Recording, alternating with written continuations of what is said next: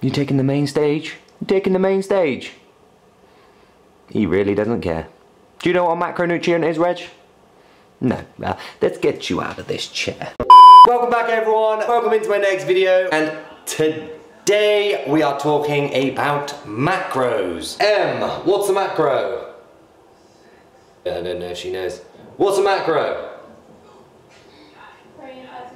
Proteins, fats and carbs, that's the one. Firstly, I'd just like to say welcome back into this summer body series. I hope you're enjoying it so far. If you haven't checked out my previous videos, please feel free to head back, because the first one we're talking about calories, which brings us into this one, which is basically macros that make calories. Before we go into that though, I've got 3 things that I need to cover. So with it being week 1 down, you're interested to see what's the progress I've made so far. So I need the weigh-in.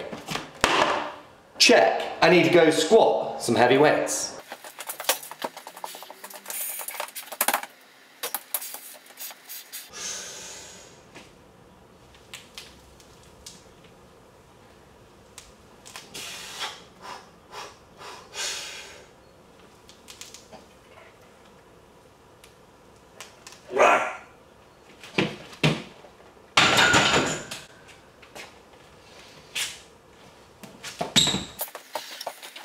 Check. And I need to shave off a few years and get this haircut sorted out.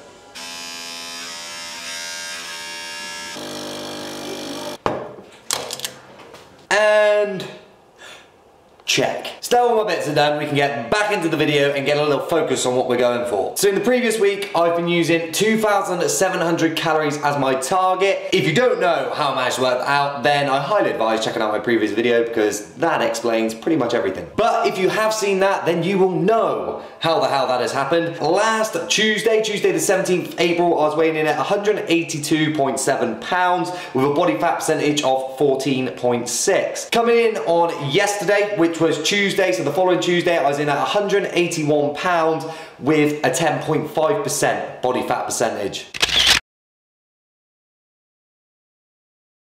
As I said before, all my weigh-ins are done on my Nokia HealthMate scales, which are body composition scales, and I say to everyone, these are good as a guidance, but they're not 100% accurate, so don't get too sort of tied up into that one. When it comes to the weight, like I said, that is going to be reasonably accurate on the day-to-day basis, as long as you do it in the same place, on say the same day, the same sort of circumstances, so make sure you haven't eaten. If you took a dump on the first day, make sure you take a dump on the second day. If you really don't need a dump, then try and squeeze, because you might just weigh that extra pound if you're not too careful. And this is where weight is a big thing, is this can fluctuate. So don't panic if you haven't dropped loads within the first week. Like I said, it is a bit of a continuous thing, and steady progress is the best progress when it comes to this. Without any further ado, we want to know how the macronutrients are broke down, so let's take it up to the office and get down to business.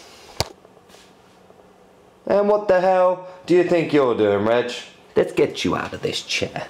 So now I've reclaimed my throne, we can get back down to business and get talking about macronutrients. So in this part of the video, we're going to be talking about macros/macronutrients, basically what they are, how they fit your calorie intake, and how you guys and girls can use them to best benefit you when it comes to your, say, dieting routines. So to kickstart it, what is a macro? That is a word you'd have probably heard of many of times, and it'll be all over this kind of fitness world. A macro is basically a macronutrient, which is protein, fats and carbs. The 3, say, main things that will make up your daily calorie intake. Obviously, if you love a bit of a boozing session as well, there is alcohol, but when you're coming into, say, a dieting, shredding kind of phase, that may be put on the back burner slightly, apart from a Saturday Eve every now and then. So the first thing we're going to look at, proteins, fats, carbs / alcohol. We're looking at the calorie intake per gram of each one. Protein has 4 calories per gram, carbohydrates has 4 calories per gram, fat has 9 calories per gram, and your naughty little shot slash gin and tonic, sugar-free tonic, is 7 calories per gram. But for the meaning of this video, we're going to be taking a look at the proteins, the fats, and the carbs. When it comes to macronutrients, there is so much in-depth information, scientific kind of based stuff as well, which you can spend hours looking into. But for this video today, I want to keep it plain and simple, to the point that you guys are actually interested in and how you're going to use them. First thing I'm going to cover though is macros. How important are they? Do you have to track your macros?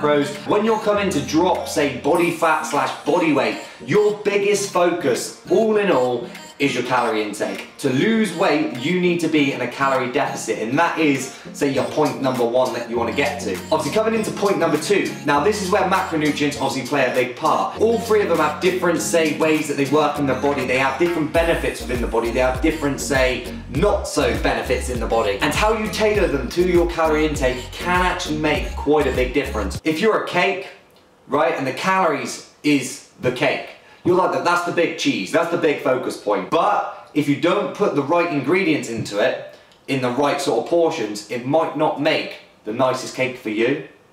Does that make sense? I think it does. I like cake. So the first macro we're going to look into is protein.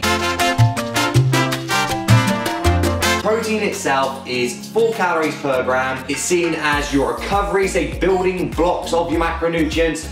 And it is also seen as the most filling macronutrient available. So gram for gram, it is the most filling food that you can have. When you're coming to work out your protein intake for your macronutrient percentages, this can vary a lot. This can basically depend obviously on the person, depending on your sex, whether you're male or female, depending on your age, depending on your weight. Obviously if you're, say, obese compared to if you're really lean, it has to be slightly different. It also depends on your activity level. Are you in the gym every day? Are you sat down every day? And this all comes into play to play quite a vital part when it comes to actually tailoring a diet to a specific person. Obviously with today's video, we are basing this generically and we're say using me as an example. So if you're, say, thinking 180 pound bloke, 25 years old, fairly active, in the gym a lot of the time, with a reasonably low body fat percentage. If you're in, say, click with that, if you're the same as that, then obviously you could pretty much probably use the information I'm going to bring you in with this video and the numbers that we're using. But generically, looking at people as a whole, if you are a lean person, you should be looking between 1.1 to 1.4 grams per pound of body weight. Obviously, if you like to play within grams and kilograms and stuff like that, you're looking in a range between 2.3 to 3.1 grams per kilogram of body weight.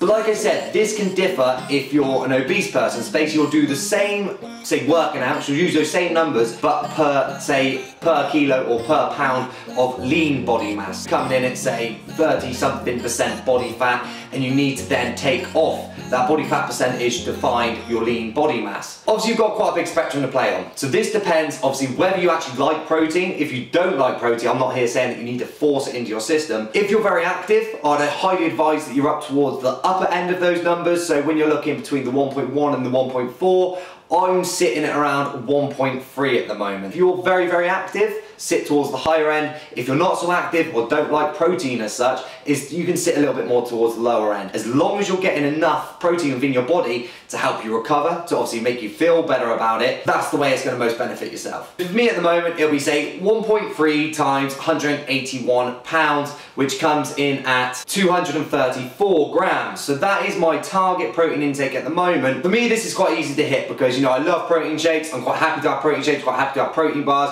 Obviously, you see that I have my protein oats all the time as well. I'm quite a keen meat eater, so this isn't a big problem for me. And I quite like a high protein diet because, like I said, protein is very filling. So if you actually have a higher protein diet, you're then going to start to feel more...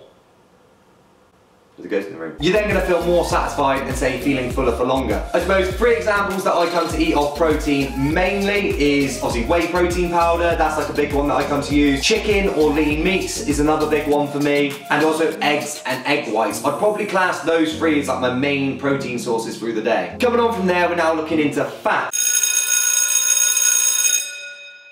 So fats themselves, this is 9 calories per gram. So this is obviously the higher calorie macronutrient. This is one that a lot of people get afraid of. Obviously, if you've got a high body fat, everyone thinks you must be eating a lot of fat. And to drop that, you need to drop all your fat and eat no fat. But no. That's a big no. Do not do that whatsoever. So fat itself, this plays a massive, massive part on your body's functioning. So your hormones, it has a massive component when it comes to your hormone levels. Fat-soluble nutrients, obviously these nutrients won't get into your system without the fat, and this can then affect your skin, your hair, you know, this is all little things. This is actually health that we're looking at now. It's all well and good, say, dropping the calories through your fats, but health benefit wise, and actually if your, say, testosterone levels start to drop due to lack of fats, then obviously your metabolism may start to slow down. Your strength might start to stay reduced and stuff like that. So your big focus is you want to be hitting these numbers on the fat, and don't actually be scared to eat fat. All you've got to make sure you do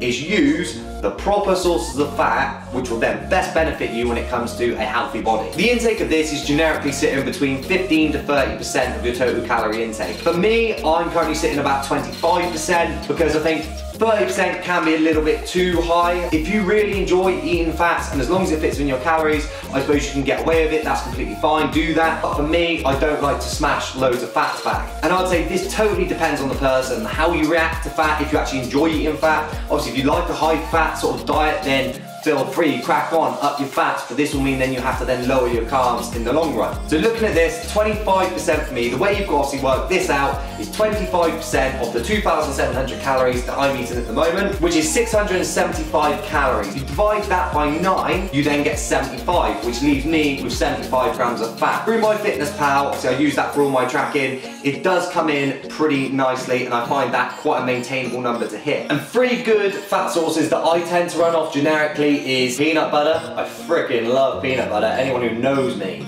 knows that I could literally bath in the stuff. Then have avocado as a main source. That tends to go with my main meals through the day. And then the final one will come from my eggs, really. That's probably my next highest, say, fat intake. So eggs, obviously whole eggs, get your egg yolks in there. Don't be afraid. Don't chuck away your egg yolks. They actually have a very beneficial part in your body. From here, this then brings us into carbs.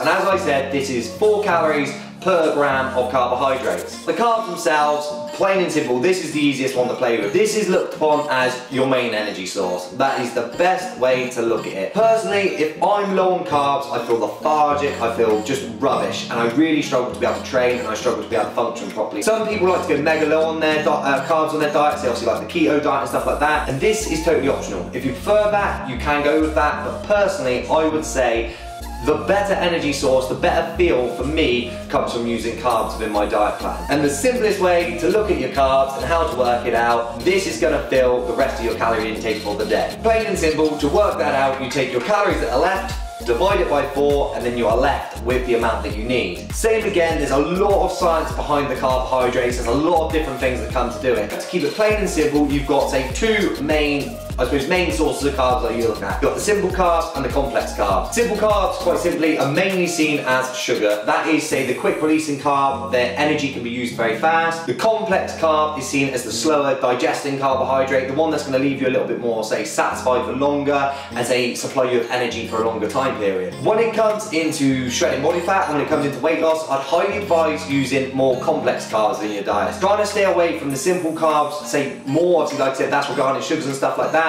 But if you do feel like you want it within your routine somewhere, is your best time to have it, I would say, is either in the morning or say pre-workout or post-workout. Fit it around your workouts, because obviously that's when your body needs its energy most. So a quick supply of energy is always a good idea. My main, say, carbohydrate intakes for the day would usually be oats is one of my big ones. Rice, I tend to stick with white rice. I used to use brown, but personally, I don't really like the taste of brown rice. And then funnily enough, I do stick to low GI bread at the moment. I'll give a big shout out to Lidl's on this one before on Instagram. Low GI bread from Lidl's is the best bread you'll ever get hold of. But bar that, you can also go sweet potato. Sweet potato is another very big, say, complex carb that I tend to use. Carbs themselves, they can be played with pretty well. Like I said, this is taking up the rest of your calorie intake for the day. So if you're a very carby person and you do prefer carbs rather than fats, drop those fats, make up the calories within your carbs. Obviously, if you're currently sitting at 25% fat and you think, actually, I can drop to 20 because I don't necessarily need 25, bring that up. Like I said, as long as you're playing with these numbers, like say, or roundabouts, it's going to work well for you.